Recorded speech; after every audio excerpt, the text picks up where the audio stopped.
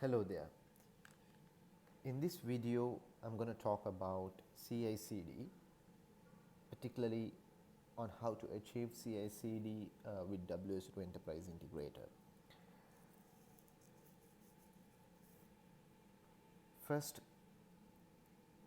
let me show you that I have a demo project which I have named as integration demo imported into WSO2 Developer Studio, which is an Eclipse based development environment that WSO2 has developed and has added as a plugin to the Eclipse environment.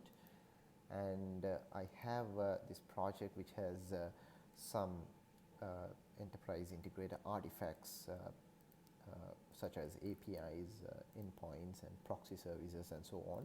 So if you look at this particular project, I have ESB artifacts, some connectors. In this case, I have a file connector imported, and there are some registry artifacts where you can save policies and XSLTs kind of things which are referred in the ESB artifacts project, and then all those are bundled inside a composite application project which will output a composite archive which we call a car file which we can deploy into WSO2 Enterprise Integrator.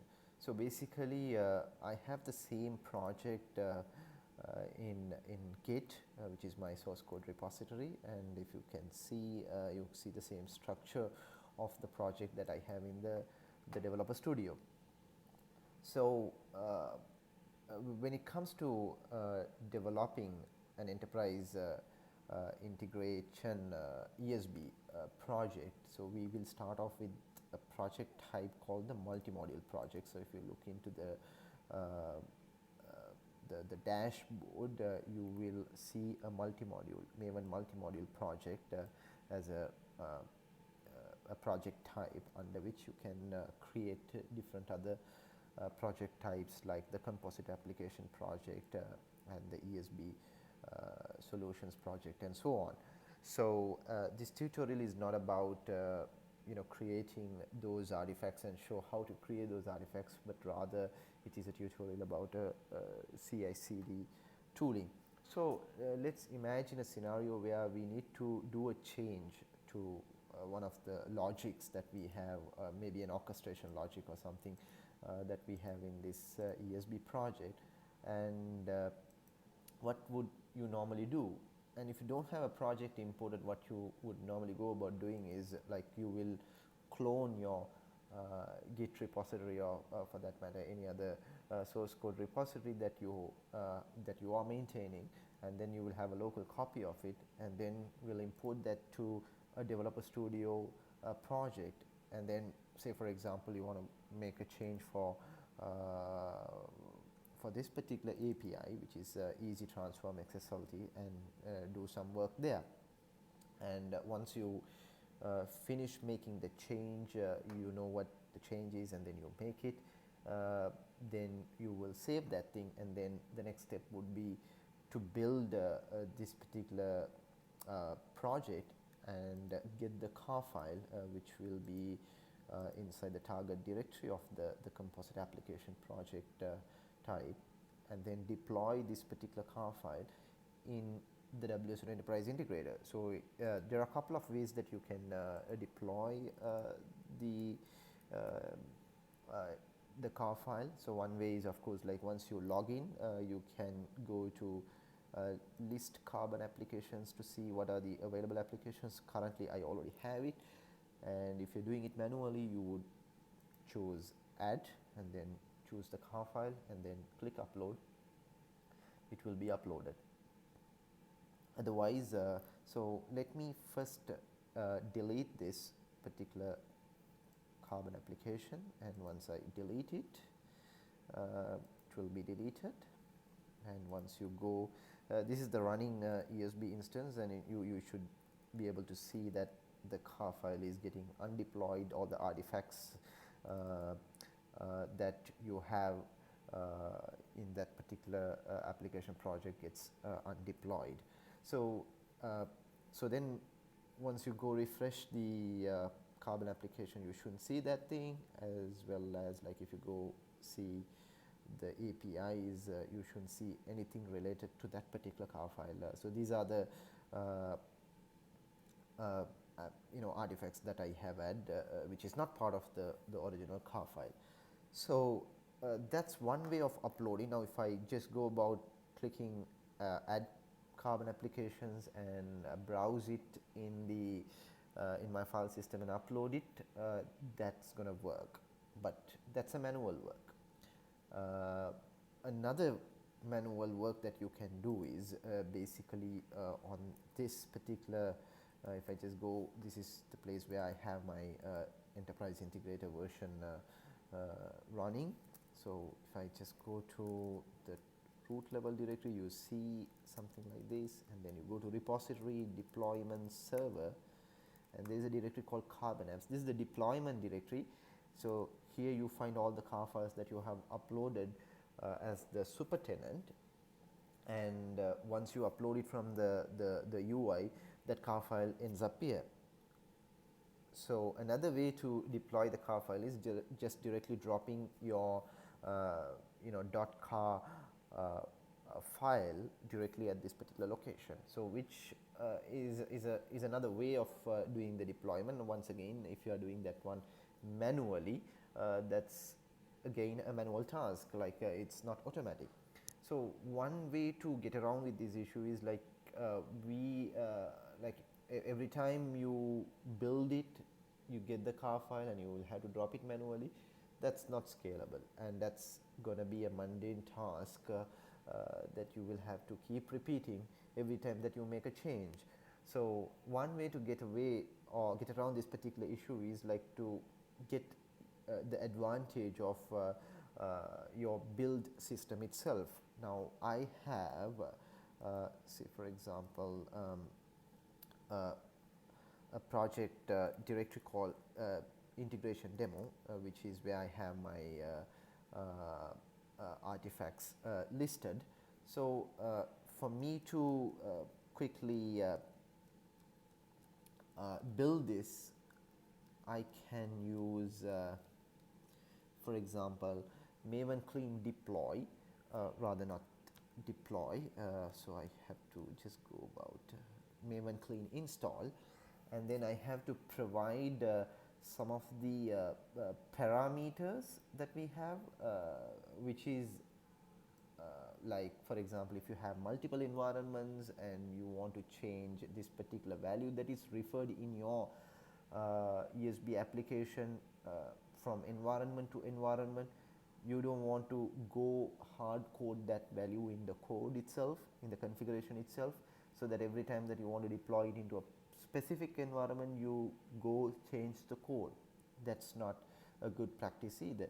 So one way to get around with that type of a problem is to use placeholders in the ESB project.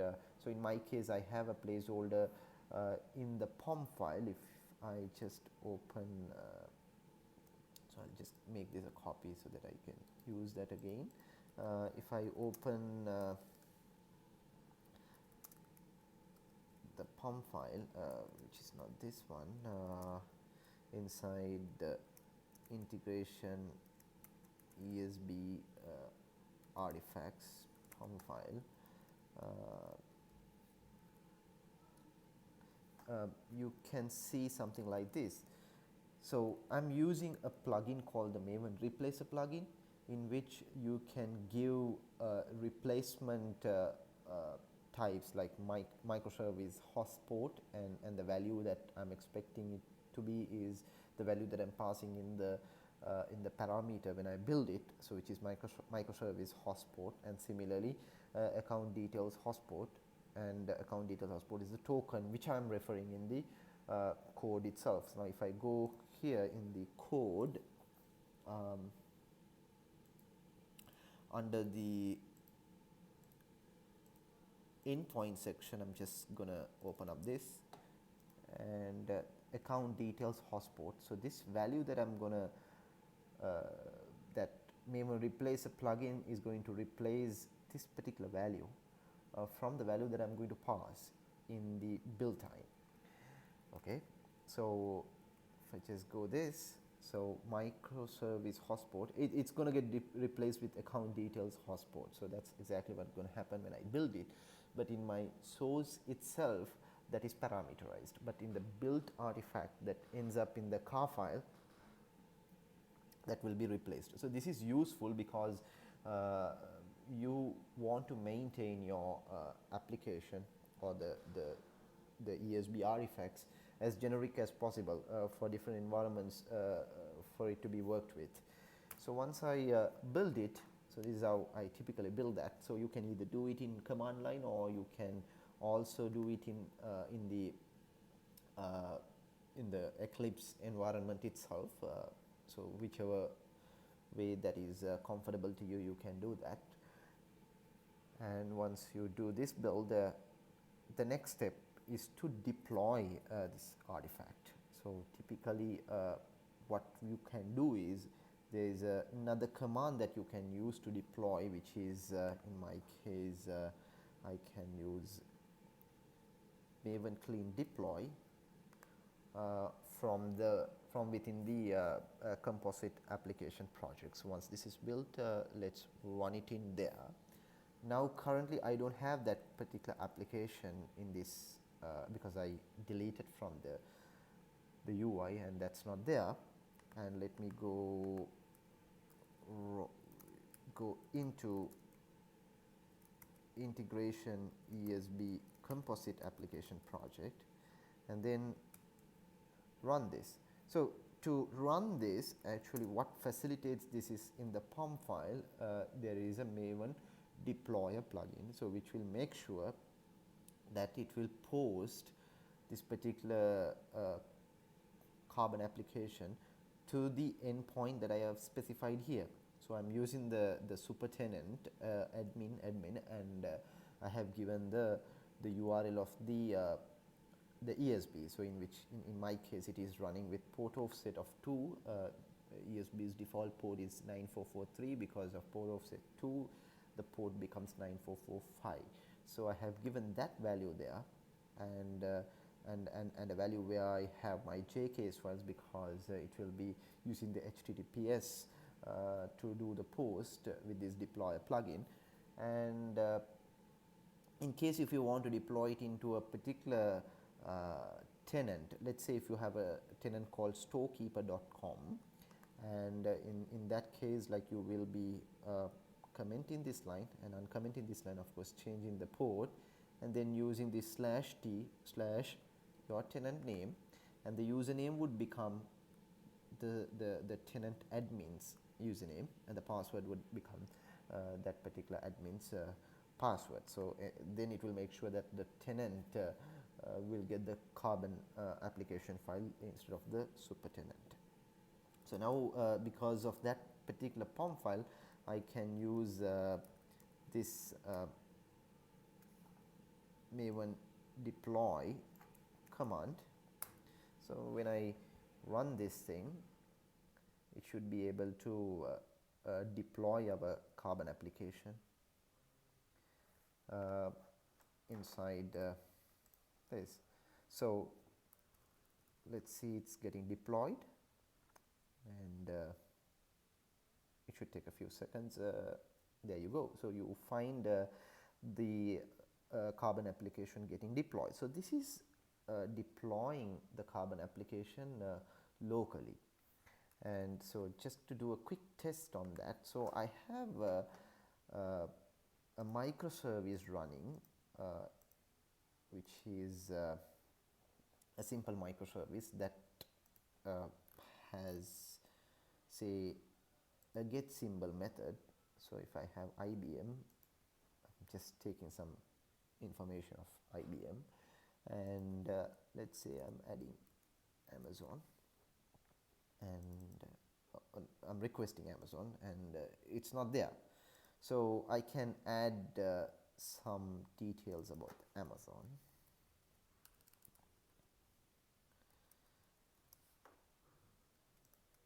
I'm just adding some values there.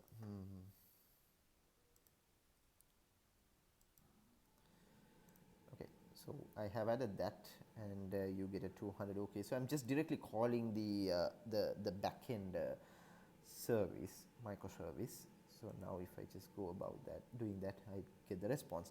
Now I want to call the same through the ESB. The ESB, I have an application, I suppose that's stock info or something, so which actually adds an additional value on this. So it just adds the exchange where this particular stock is traded. And if I just go about, I'm not going to show that thing because this is mainly on the CI/CD part of is what I'm demonstrating in this video. So get stock info, and if I use IBM, so it's gonna come back, say NYSE, so which was not there in the direct backend call. So this is one of the use cases of integration. You can do additional insertions like message enrichment like this. And if you go use Amazon, you should get a similar response with the addition of the exchange where that particular symbol is traded. So that's about it. So that's when you do that's some sort of a continuous integration and deployment is what we achieved in this. When you build it and you deployed it, but one difference is you still ran the commands manually. In a typical project, you will have multiple environments like development environment, test environment, QA environment, and then also the production environment. So in such a case, how would you go about doing this? And that's where a continuous integration deployment tool comes into play, such as the Jenkins tool. So let's try to do the same through Jenkins.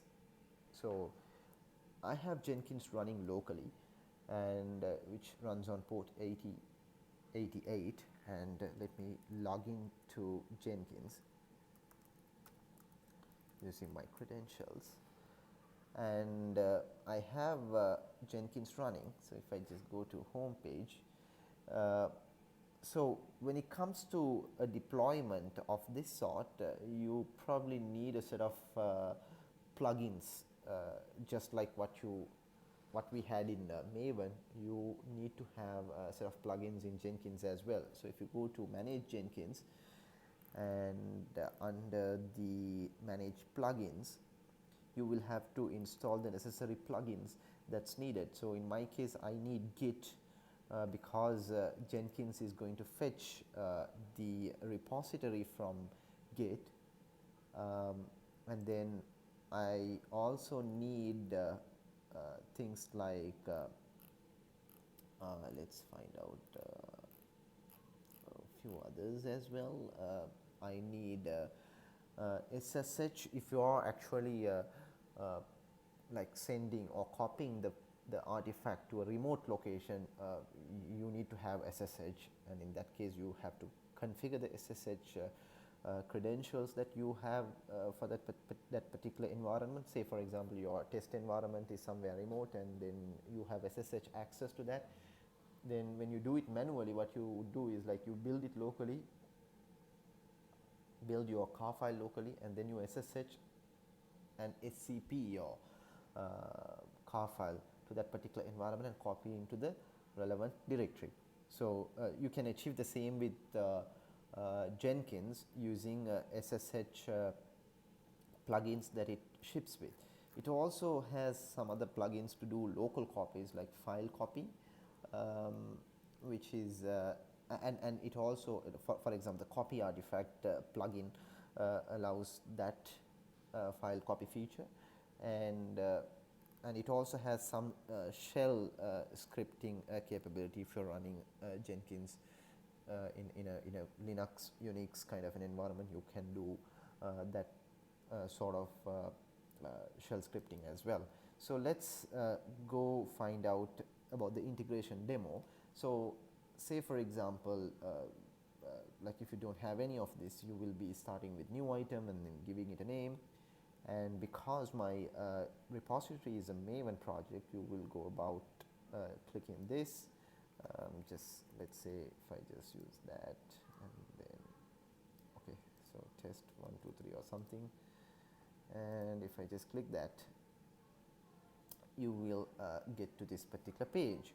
So so that's how you will start with Jenkins with a job that to be configured. So I have a configured job there already. So let me go to the configure section, which will bring about the same view if you start from scratch. So of course you will have to instruct Jenkins about your source code repository. So in my case, I have my source code repository integration demo in github.com. So I have provided that and the credentials, and my branch that I'm referring is the master branch. And if you want to build it from a separate branch, if you have any, you can specify that branch as well here.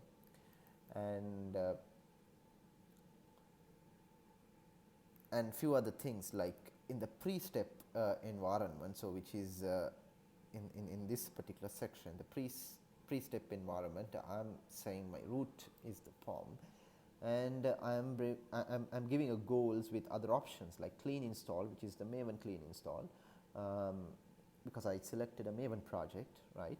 So if you remember, when I created my new job, I selected a Maven project, and then you can give that goals like clean install, and whatever the same value that I gave it in the when I ran it in command line, you can give it in the Jenkins as well. So I have an additional parameter here, which is I suppose is not used in my ESB application, but nothing wrong giving such a parameter as well. So the post step, so that will happen, that will be executed once the build step is succeeded. So if you just look here, I have selected run only if build succeeds. So I don't want to do this operation unless this step goes fine. So in this case, I'm actually using the shell script. So I have the car file, which I know would exist here.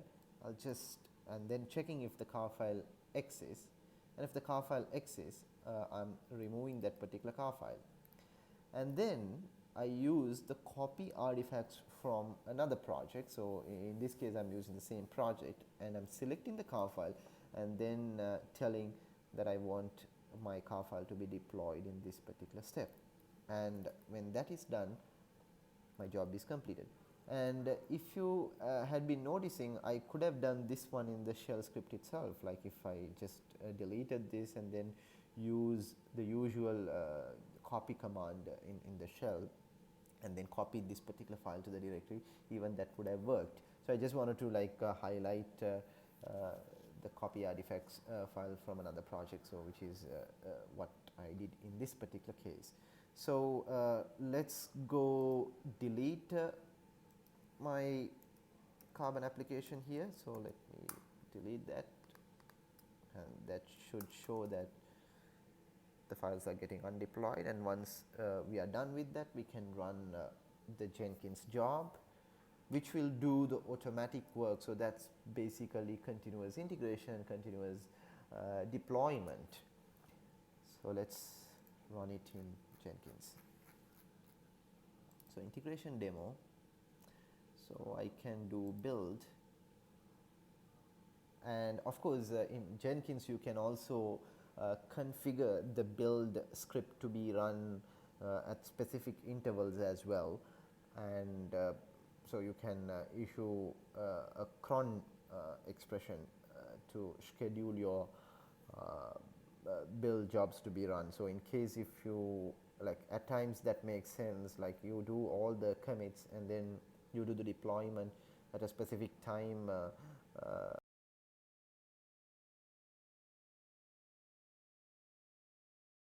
running deployments. And one strategy that you can follow in continuous integration deployment is you can have such scripts for different environments, like separate scripts for separate environments, or You can have the same script to do the deployment across all environments. So that plan of CI/CD is something that you have to devise, which best suits your requirements. And having separate build scripts for different environments gives more autonomy in that script. Like if you have to make any changes later on, that will help too. So now the build is done, and we should be able to see the files have been deployed here. So let me just run the same things here. So just try to delete this. Let me just call that again. There you go. You get the deployment happened automatically. So if I just use the IBM, that goes on as well. So I will go about showing you a few other scripts. Now I told you that you can also do it with a script in the with shell scripts itself. So just going to show you that how the configuration would look like. And I have given the same Git repository. The only change is you can do the copy from the job. You get it from the job, the car file, and then you can do the deployment in the relevant directory. So in my case now it is 640. So in which case I can remove this, and if I just run this thing, the output will be the same. And if I run this, or if I remove that and run that again, let's try to run that to see if that works fine. So I'm going to remove it. Okay.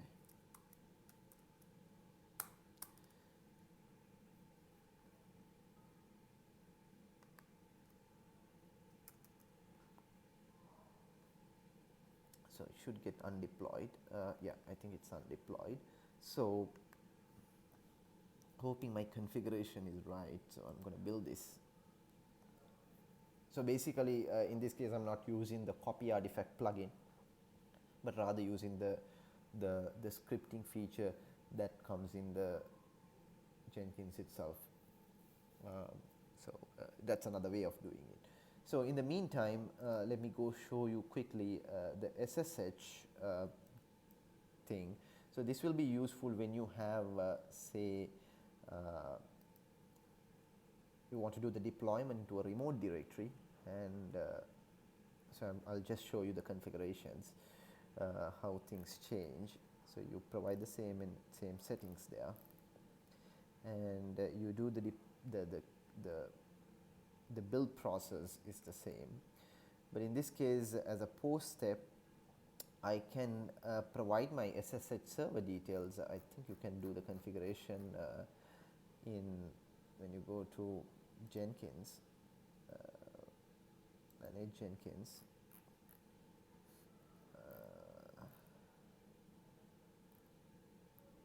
configure system.